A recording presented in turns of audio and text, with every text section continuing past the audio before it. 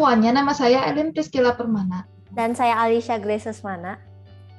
Kami dari Sekolah Cahaya Bangsa Classical School Bandung akan mempresentasikan makalah penelitian YSC kami mengenai topik pembuatan suplemen selulase menggunakan jamur. Lebih spesifiknya jamur kancing, tiram, dan pupik. Di Indonesia, banyak orang yang di dalam golongan ekonomi menengah ke bawah menderita malnutrisi. Malnutrisi adalah sebuah kondisi di mana tubuh seseorang tidak mempunyai gizi yang cukup. Mengapa hal ini bisa terjadi? Hal ini disebabkan karena orang-orang ini lebih memilih untuk membeli dan mengkonsumsi karbohidrat yang mengandung glukosa yang bisa diproses menjadi energi oleh tubuh daripada sayuran yang mempunyai nutrisi yang penting bagi tubuh.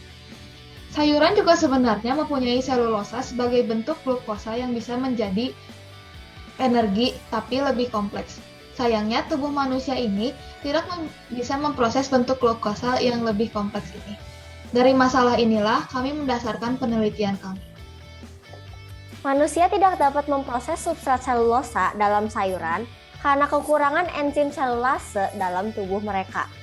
Berbeda dengan binatang dan tumbuhan kebanyakan yang memiliki enzim selulase secara alami, manusia harus mengonsumsinya melalui makanan eksternal. Seringkali kita dapat mengonsumsi sayur-sayuran untuk mendapatkan enzim ini. Tetapi biasanya enzim selulase ini gagal dikonsumsi karena sudah terlanjur mengalami proses denaturasi protein. Karena perubahan temperatur enzim selulase ketika dimasak dalam suhu yang tidak optimal. Jika selulase ini mengalami denaturasi, enzim selulase yang dikonsumsi tidak dapat beraktivitas dengan baik dalam tubuh kita. Maka dari itu, kami merancangkan sebuah suplemen yang dapat membantu manusia memproses selulosa dalam sayur-sayuran menjadi energi. Dalam suplemen ini, kita menggunakan 3 jenis jamur. Jamur kuping, jamur kancing, dan juga jamur tiram. Suplemen dibuat dengan cara dehidrasi ketiga jamur tersebut, lalu menggilingnya hingga menjadi bubuk halus. Ketiga jamur ini memiliki kandungan nutrisi yang berbeda-beda, sehingga kami perlu menggunakan ketiga jamur ini dalam perbuatan suplemen selulase.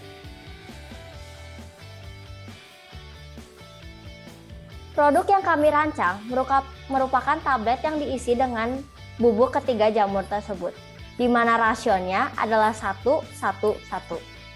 Suplemen ini dapat bertahan selama 1 tahun dalam suhu ruangan, dan sebaiknya dikonsumsi setelah makan.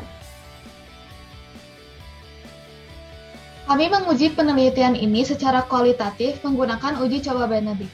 Tes Benedict ini mengecek kadar glukosa dalam sebuah larutan. Jika warna berubah dari biru menjadi kuning, merah, atau hijau, maka menandakan adanya glukosa yang diproduksi.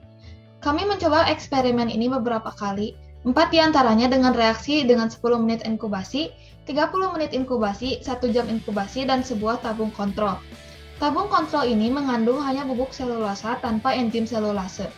Seperti yang dilihat dari salindia yang dipaparkan, walaupun hanya berbeda sedikit, reaksi yang paling efektif adalah tabung reaksi dengan inkubasi 30 menit karena warnanya paling gelap dan pekat, menunjukkan kadar glukosa yang paling tinggi.